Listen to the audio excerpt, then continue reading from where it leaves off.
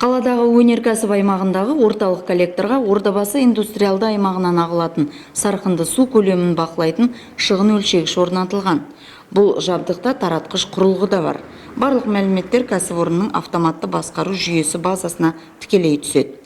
Шығын өлшегіштің тиімділігі мен сапасының жоғарылығы сонша көрсеткішті дәл береді және бітеліп қалмайтынына кепілдік бар. Бұл модель бүгінгі таңда қысымы төмен құбырлардағы арықтар мен арналардағы судың деңгейін, шығынын өлшейтін бірегей модель деуге болады. Ол су арнасы желісіне өндіріс аумағынан келетін кәріз суының көлемін анықтап, реттеу үшін орнатылған, дейді Альфа Инвест жауапкершілігі шектеулі серіктестігінің директоры Виталий Махортов. Құрылғыны орнатқан компанияның мәліметі бойынша, шығын өлшегіштің қызмет ету мерзімі 12 жыл.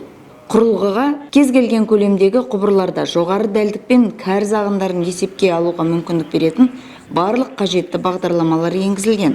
Ондағы деректерді сағат сайын оқуға да болады.